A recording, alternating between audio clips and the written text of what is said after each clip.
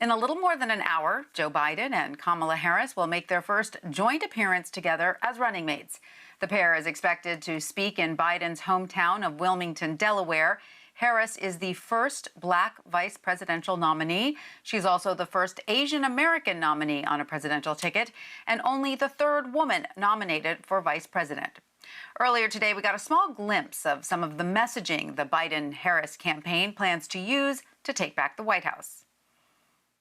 As Joe says, we're in a battle for the soul of this nation. But together, it's a battle we can win. We just have to take action. First of all, is the answer yes? The answer is absolutely yes, Joe, and I am ready to work. I am ready to do this with you, for you. I'm just deeply honored, and I'm very excited. As Joe says, and for more, we're in a battle. For more, I'm joined by Ian Sams, the former press secretary for Kamala Harris's presidential campaign. Ian, welcome. Great to have you with us. So if you were advising this campaign, what type of messaging would you want to see Biden and Harris receive going forward?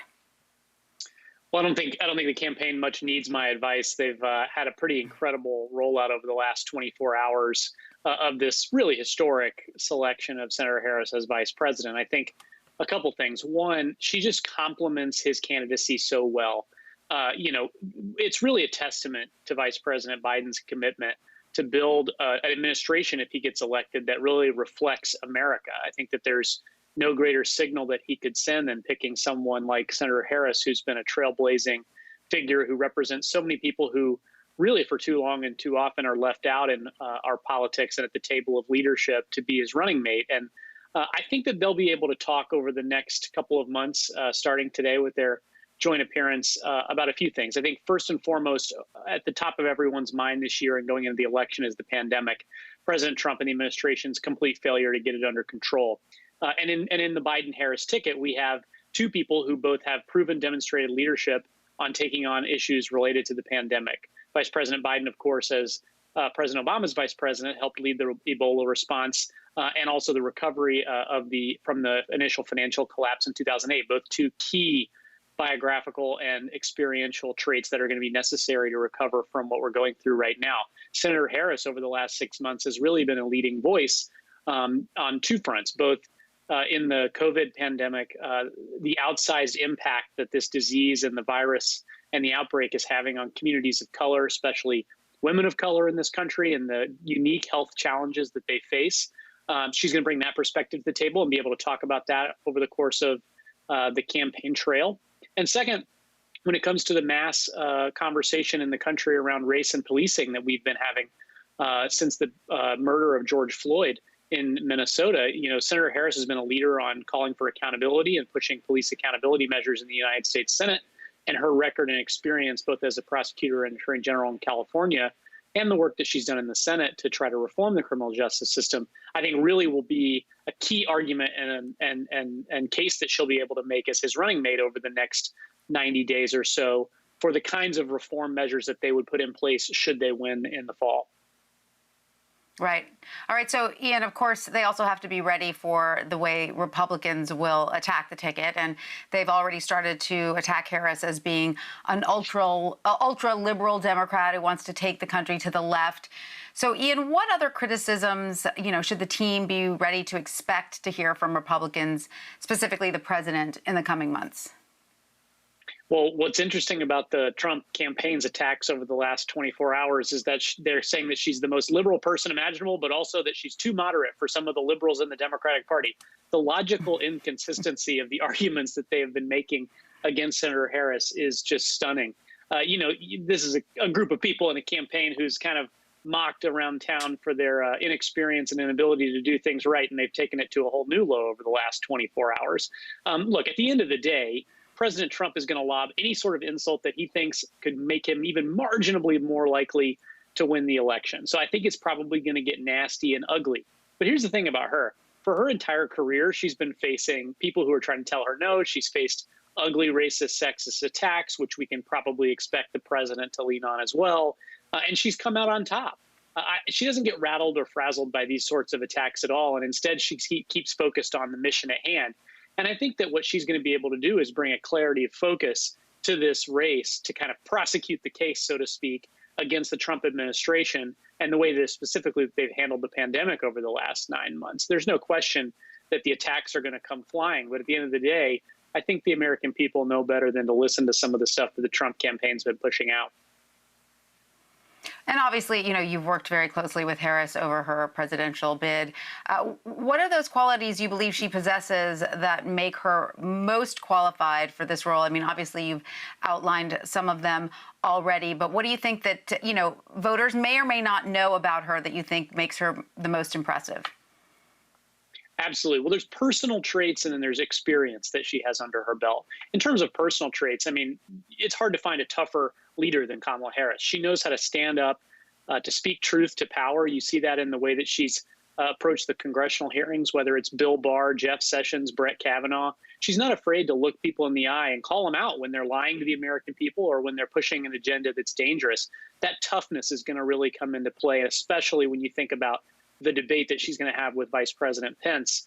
I think that it's going to be a really big opportunity for her to hold this administration accountable on the national stage. In terms of her experience, she has more than enough experience to do the job on day one if necessary. I mean, this is someone who is the senator for the largest state in the country. She was elected attorney general statewide in California twice, ran the nation's largest justice department other than the United States Justice Department, which is the California Department of Justice with more than 5,000 employees. This is a woman who knows how to lead and has executive leadership experience. And more than just having that traditional on paper experience, her background and upbringing has created an empathy and a vision for the country that is so unique. The daughter of an Indian and a Jamaican immigrant, raised as a Black woman in America, attended Howard University, a historically Black college and university, who spent a career as a district attorney and in the prosecutor's office. I mean, these are experiences that we just don't have very much of in politics and in elected leadership. And that life experience that she brings to the table as someone who really comes out of a community and represents communities that are too often left out of our politics and the leadership table in general, I think is going to make her a really empathetic and understanding vice president, which is such a great compliment to Joe Biden, who over the course of his entire career has really been known for his empathy, someone who came out of the working class and understands the struggles that Americans are going through. That level of feeling the pain of the American people, I think in a time, especially with the pandemic and the economic crisis that we're in right now, is going to make them a very formidable ticket. And if they were to win, a very formidable governing partner. Now, Ian, we know that the suburbs are going to be a battleground region for this election. President Trump, of course, needs to make a play for the suburbs, particularly women voters. Do you believe that the selection of Harris helps Joe Biden take a significant number of those female suburban voters who may have voted for President Trump in 2016? Do you think it will help him claim some of those? There's no question she's an asset among suburban women. If we want to kind of just take our political pundit hat and strategist hat on for a second, over the course of 2019, one of Kamala's strongest support groups in the primary campaign was suburban women. I think that she has a real connection to them. And I think that suburban women, like many Americans, not just breaking them up by demographic or whatever, really respect the toughness and the strength that she's brought to the offices that she's had over the years. They see her as a real fighter for the regular person in America.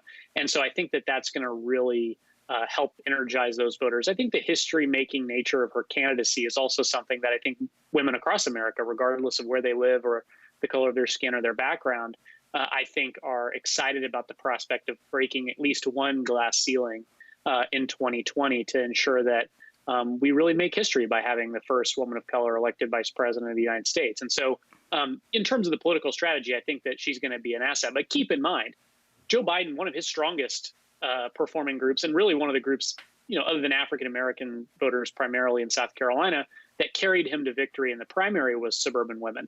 He won suburban women huge in the Democratic primary over the course of February, March, and April. And I see his success with that group continuing along in this race, especially as Donald Trump continues doing things to turn off those voters and to isolate them heading into the election. All right. Well, Ian Sams, former press secretary for Kamala Harris's 2020 presidential campaign, thank you so much for joining us. We really appreciate your time. Thanks for having me.